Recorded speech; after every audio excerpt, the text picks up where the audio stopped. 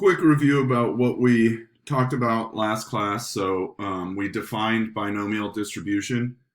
This is a subset of random variables. So this is still a general random variable, but it just satisfies a certain set of parameters that make it specifically binomial. Right, and the parameters are bins. Is the setting binary? So is it possible to classify any outcome as a success or failure? Are the trials independent of each other? Is there a fixed number of trials? And is the probability of success the same for each trial? If yes, then the setting is binomial. And we did a couple of examples just classifying whether or not a setting was binomial.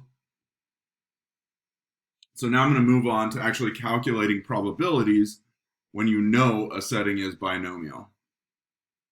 So we're going to talk about rolling sixes. All right, so in many games involving dice, rolling a six is desirable. And the probability of rolling a six when rolling a fair die is 1 out of 6.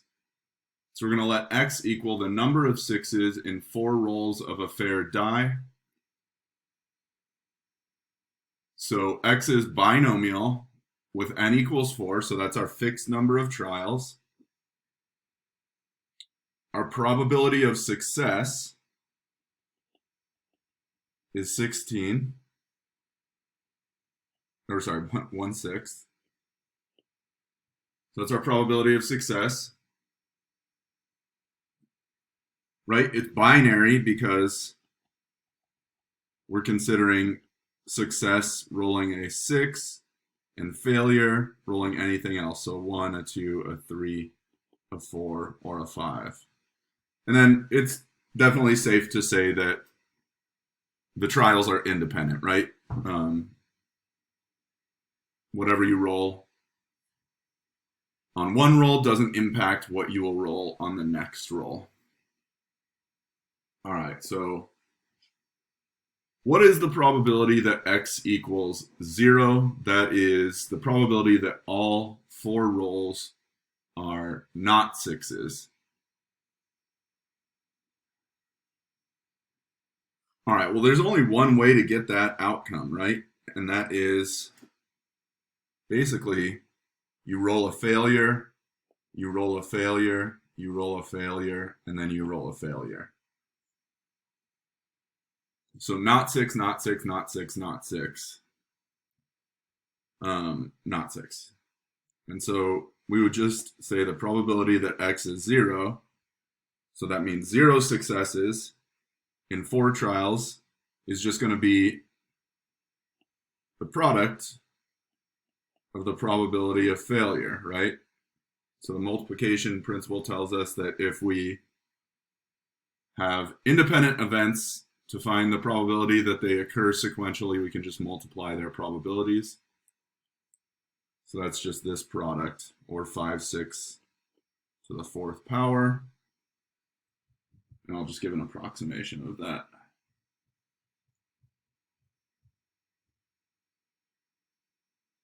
About 0.482. So not that unlikely, almost a coin toss, almost 50-50.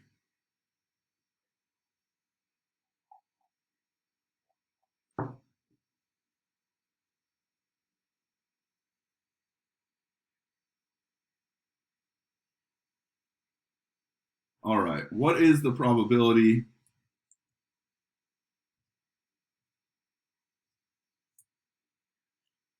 that x is 1? So that's 1 success in 4 trials. And so you might go, okay, well, the probability that x equals 1, so we want 1 success, and that's just a 1 out of 6 probability, right? Probability of rolling a 6.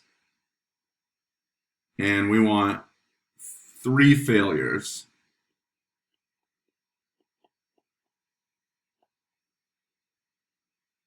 And so that's a 5 out of 6 probability for the other 3 rolls.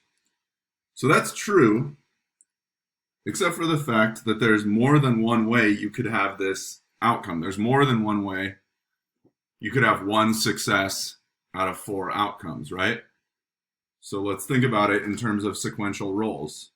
We're rolling a dice 4 times. The first one could be a success, and the next 3 could be failures.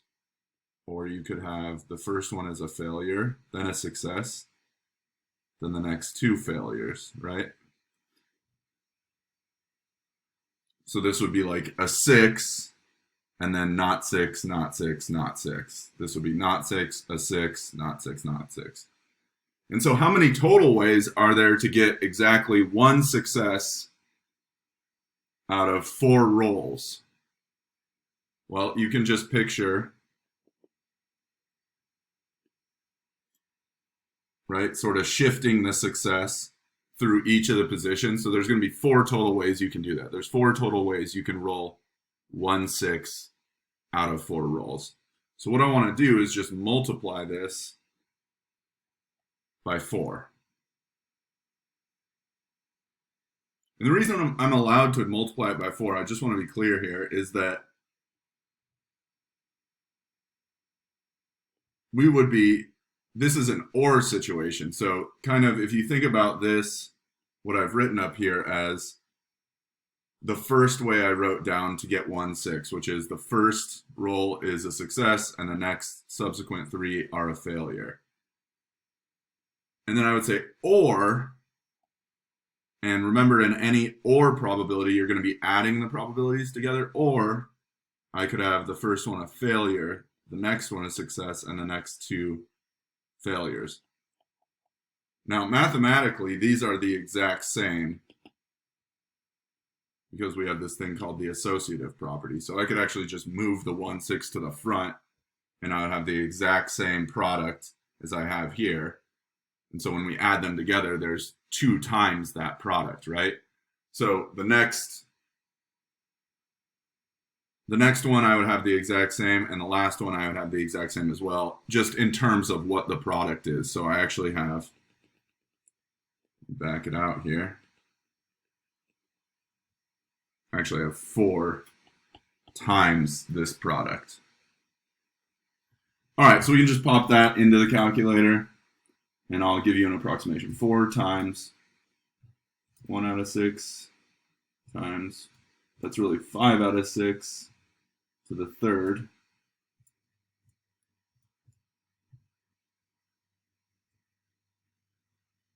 That's about 0.386.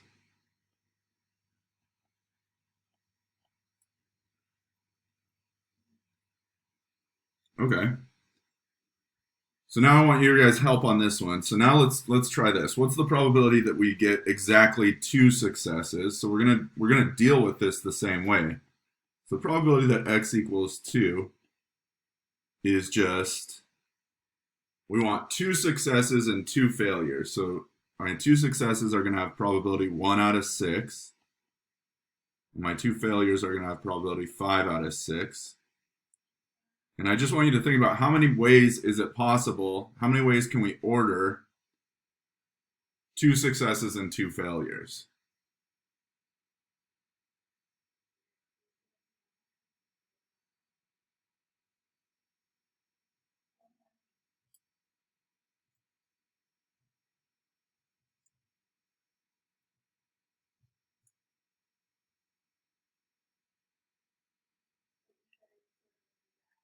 So let's see.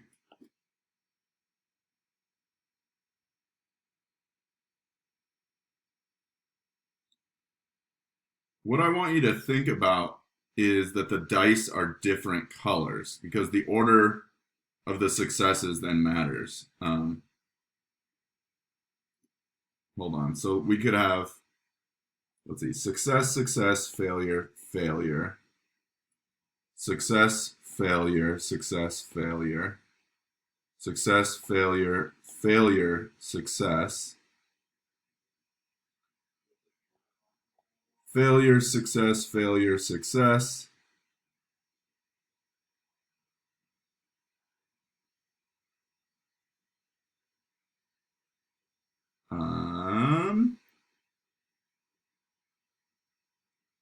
Failure, failure, success, success. And I'm missing one. Oh, failure, success, success, failure. So I'm sorry, no, the order of the dice doesn't matter. Those are all the possible ways, right? So there's 6 of those. There we go. I agree. So we want to multiply this by 6. So another shorthand for this, it's the number of ways it's possible. So 6 times the probability of success to the power of the number of successes that you want. So 1/6 squared times the probability of failure to the power of the number of failures you want. Right? So your exponents should always add up to the number of trials you have. All right.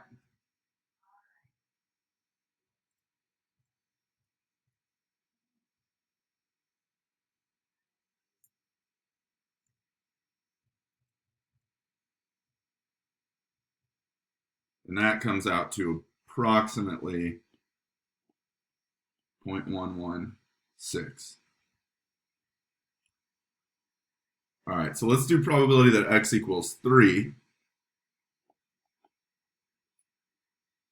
So now we want 3 successes and 1 failure. So we can use our shorthand, which is, okay, so it's the probability of success, 1/6, to the power of number of successes that we want. So we want 3 successes, so to the 3rd power. And we'll multiply that by the probability of failure to the power of the number of failures that we want. So that's just to the 1st. No, you don't technically need to write it to the 1st, but I just want to point out that our exponents still add up to 4, which we want. All right, well, how many ways is it possible to get 3 successes and 1 failure? And the easy way to think about that, isn't that going to be the same as the number of ways it is to just get 1 failure? So how many ways can you just get 1 failure?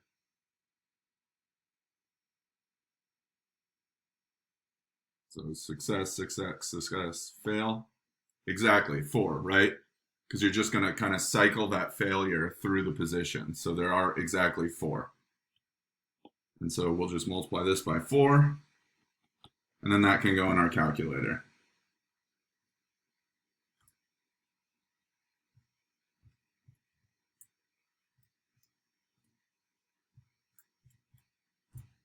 And that comes out to about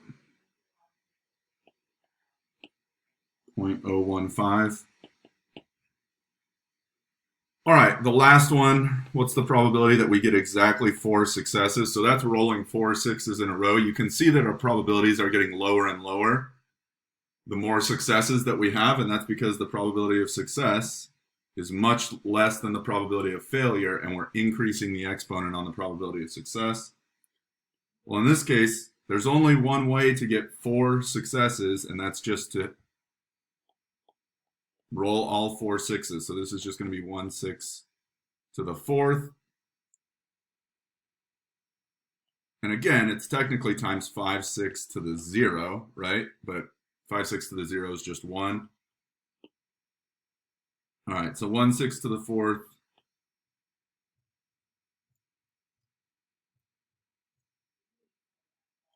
is 0.0008 approximately. All right. So now you kind of understand the math that's going on here, and we've done a few of these binomial probabilities by hand. So now I'm going to make it so that you don't need to do these by hand. I just wanted you to understand the math that was going on. Oh, Maya is here. Hold on. Come on now. Where's my mouse? There we go.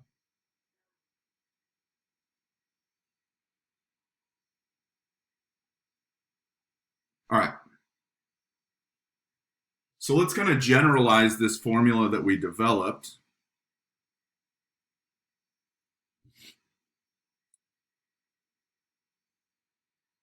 So the probability of getting exactly k successes in n trials, I just want to focus your attention to this. So the probability notation we'll use is probability that x equals k, and that's equal to you take the number of arrangements, meaning the number of ways you can get that outcome, and then you multiply it by the probability of success to the power of k, where k is how many successes you want, times 1 minus p. This is just the probability of failure. So probability of failure, and that's to the n minus k. The easier way to think about that is just to the number of failures that you want. All right, so the number of ways of arranging k successes among n observations is given by what we call a binomial coefficient. And a binomial coefficient, this is something you probably dealt with in like pre-calculus. Do you remember combinations and permutations? This is called a combination. And the way you calculate a combination is kind of complicated, right? So it involves factorials. And I'm moving fast through this because you won't need to do this by hand. You can just do this in your calculator. And a factorial just means multiply by every whole number below it down to 1. So 3 factorial is 3 times 2 times 1. 5 factorial is 5 times 4 times 3 times 2 times 1. All right? And this is just the way that you figure out, this formula is the way that you figure out how many arrangements or how many ways there are to have the outcome that you're talking about. So I'm going to real quick go back to the example we did. We just kind of did it by brute force. So just by listing out the number, right, of ways there were to roll the dice. So let's talk about x equals 2. That was probably the hardest one to figure out, right? How many ways were there to have exactly 2 successes? So now we know that it would be this binomial coefficient 4 choose 2. And if I follow that formula tells me it's 4 factorial over 2 factorial times 4 minus 2 factorial. All right, so that's 4 factorial over 2 factorial times 2 factorial. All right, so that's 4 times 3 times 2 times 1 over 2 times 1 times 2 times 1. Divide out these 2's, divide this 2 with the 4. The 4 becomes a 2, so now I have 2 times 3, and it's 6, just like we figured out by brute force. All right, so I did that one by hand. We're not going to do that anymore. Your calculator actually has a function for finding the combination of 2 numbers. And so the way I want you to think about this, it's called a combination. So this notation with the n over k in parentheses really means nck, or n choose k. So out of a group of n trials, choose k successes. How many ways are there to do that? So let me pull up my calculator.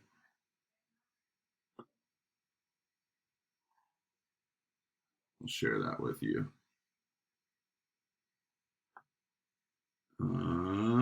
Oh, this is some Calc 2 stuff. Make sure I'm in the right mode here. You don't need to do any of this. Okay. So we just want to be on the main screen. And here's how you can find that binomial coefficient. You're going to go to Math, Probability. So you're going to scroll over to Probability. And it's the third option, NCR. If you have the newer operating system, like the one I'm showing here, oh, I don't even have it pulled up. I'm sorry. So I'm using the old operating system. So if you have the old operating system, you first have to put in your n, and then you go and select that function. So I would go, let's say I want to do my 4 choose 2 again. So I would go 4, then I'm going to go to Math, then NCR, so that's the third option, then 2.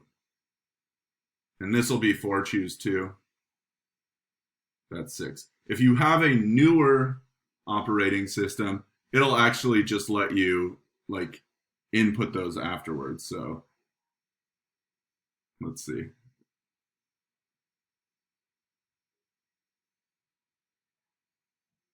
Here, I think I switched it to the newer one.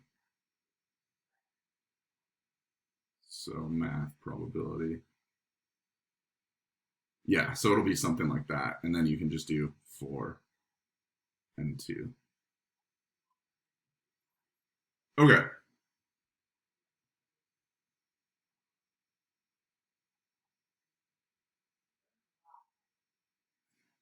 So here's kind of the shorthand for that binomial probability formula. The probability that x equals exactly k successes is n choose k, which is the number of arrangements of k successes,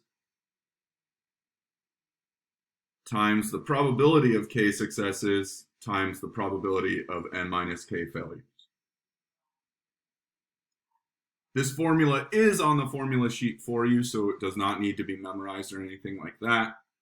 But it's just written like this. It doesn't have these nice arrows explaining what's going on in the formula. So you do need to know what kind of everything is doing.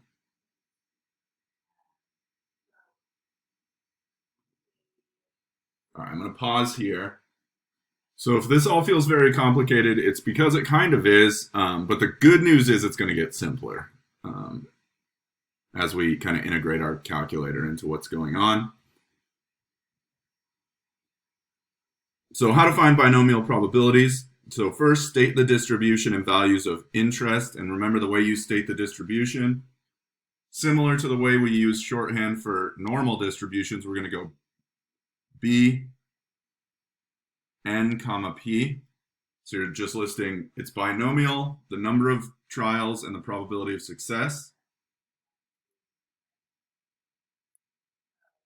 Then we're going to use the binomial probability formula, labeling with a probability notation, so like a probability that x equals k, or we're about to get into probability that x is greater than k or less than k, etc. So it could be an inequality. And you can either use the binomial probability formula that I just showed you, or there's these two functions in your calculator that actually have this formula programmed for you, and all you have to give it are the parameters of the binomial distribution. So that's really nice. So that's what I'm saying by it's about to get easier. You don't actually have to calculate this by hand. I did need to show you the formula. You need to understand the formula because there could be multiple choice questions where they ask you something about a specific part of this formula. So you kind of have to know what's going on in your calculator. But most of the time, you don't even have to do it by hand.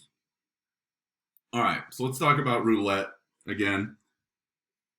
So roulette, remember the marble spinning around the wheel with black and red tiles and a couple of green tiles as well. In roulette, 18 out of the 38 spaces are black. Suppose you observe the next 10 spins of a roulette wheel. All right, so right away, we can identify that we do have a binomial setting, right? It's binomial because,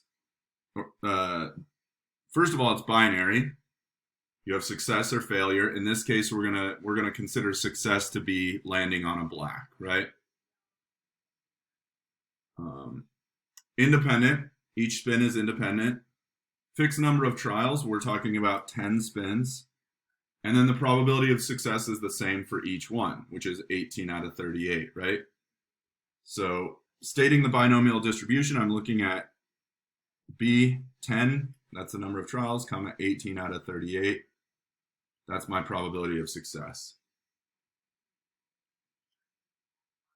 All right, let's talk about this.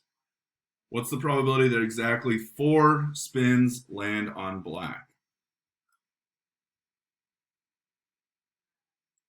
Okay.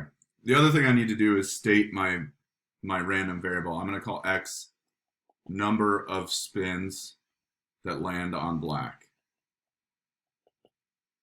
Okay, so probability that x equals 4 is what I'm looking for.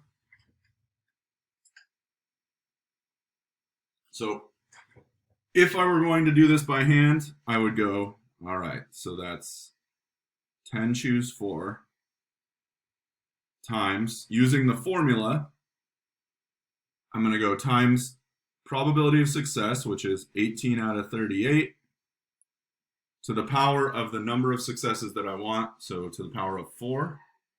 I want 4 of my spins to be successes, times the probability of failure, which would have to be 20 out of 38, right? To the power of the number of failures that I want, so I would want 6 failures. Again, my exponents add up to the total number of trials. All right, so if we put that in our calculator,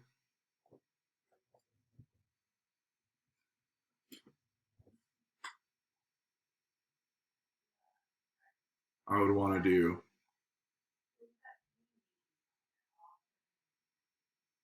10 choose 4. Whoops.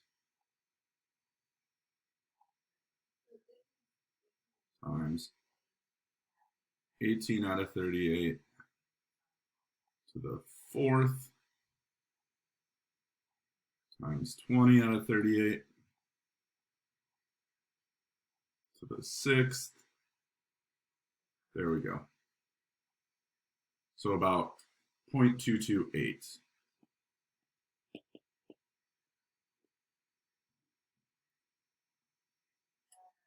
Okay. So I said you weren't going to have to do it by hand. I just did it by hand, but that's just to introduce the easy way to do it. You can use this function of your calculator called Binomial PDF to compute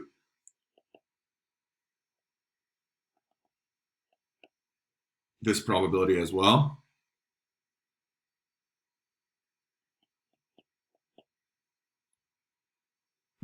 A lot like when you use normal CDF, if you're going to use this, you have to write out the function, and then you write the number of trials, so it's n. You have to label it n, so that's 10. The probability of success, p, so that's 18 out of 38. And then you're going to list the number of successes you're trying to compute for. So in our case here, it's 4. And that's it. And I'll show you how to do that now. So you're going to find that in the same place you actually find normal CDF, and that's going to be in the distribution menu. So that's second vars. We're going to scroll down. And there's 2 options. There's Binomial PDF and Binomial CDF. And there's a big difference between the two that I'm going to show you. Binomial PDF is when you're trying to find the probability that exactly this many successes occur, which is what we're doing here. We're trying to find the probability that exactly 4 successes occur. So I'm going to use Binomial PDF. All right. The number of trials is 10. The probability of success, I'll just do 18 out of 38. The x value, that's the number of successes that we're looking for, which is 4. If you have the newer operating system, the menu is going to look like this. If you have the older operating system, it's just going to pull up Binomial PDF, and you would do it in that order. So n, comma, p, comma, x, the number of successes. Go like that, enter. Boom, exactly what we got when we calculated it by hand.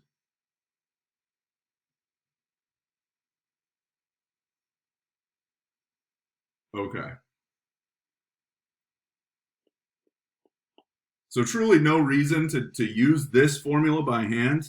You can always just use this. You'll receive full credit. You just need to make sure you're labeling and telling me what function of your calculator you're using. Where this really comes in handy, because this doesn't take that long to do once you kind of know the formula well, but is something like this. What's the probability that at least 8 of the spins land on black? So I'm looking for the probability that X at least 8 means 8 or more, basically, right? So I'm looking that X is greater than or equal to 8.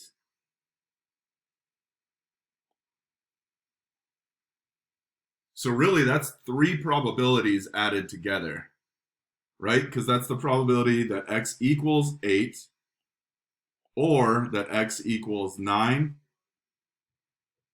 or that X equals 10. So that's one way to do it.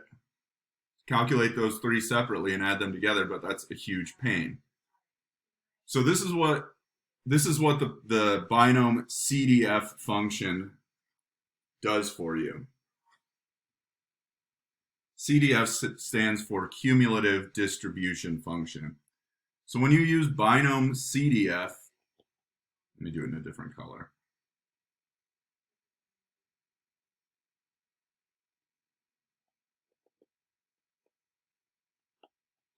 Here is the way that it works. You're going to enter it the same way. So it's going to be n comma p comma k, where k is the number of trials that you're interested in. What it's going to return for you is the probability that X is less than or equal to k.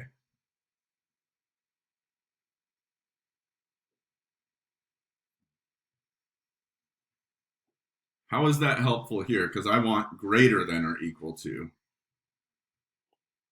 And I'm telling you that binomial CDF will return the probability that X is less than or equal to k, right? Well, the thing to remember, in any probability distribution, what do all the probabilities have to add up to? What do they have to add up to make it a valid probability distribution? They have to add up to 1, exactly. So knowing that, we can use the complement rule to calculate a probability where we're looking for a greater than or equal to situation, right?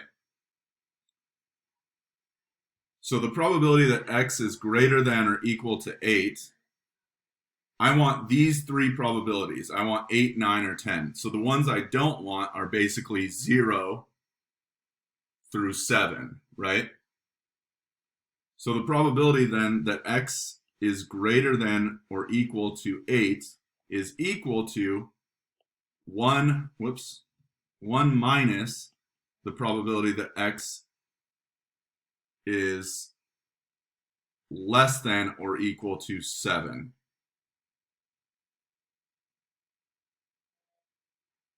So this includes the probabilities where I have outcomes of 0 successes, 1 success, 2 success, 3 success, 4 success, 5 success, 6 success, and 7 success, right? So if I do 1 minus that, that's going to leave me with the sum of these 3 probabilities, which is what I want. Okay. So in my calculator, the way we're going to enter this is 1 minus binomial CDF n, 10 trials, P, probability of success 18 out of 38, K, or X, they call it in your calculator, is going to be 7.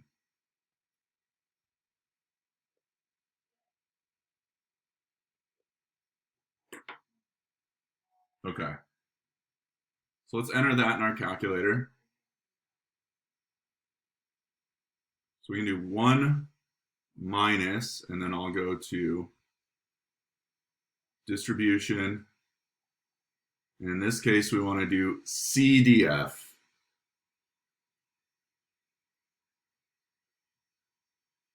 So 10,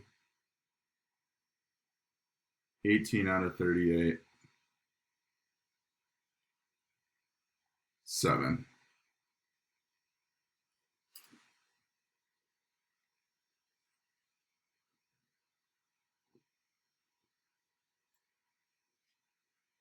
All right, so you're going to get approximately 0.03 And you should be doing kind of a check for sanity here, 0.038. So that's about a little more than a 3% chance, which makes sense because remember the setting. We're trying to find the probability that in 10 spins, we hit black at least 8 times. So 8 times or 9 times or 10 times. That's reasonably unlikely to happen. So, you know, close to 4% is a reasonable probability. Okay.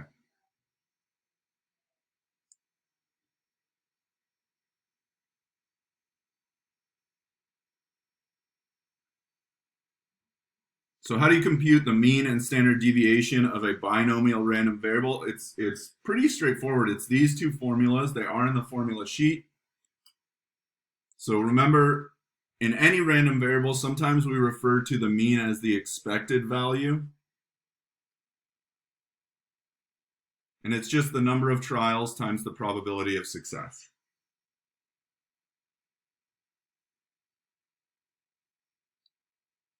And the standard deviation is the square root of the number of trials times the probability of success times the probability of failure, which is 1 minus the probability of success.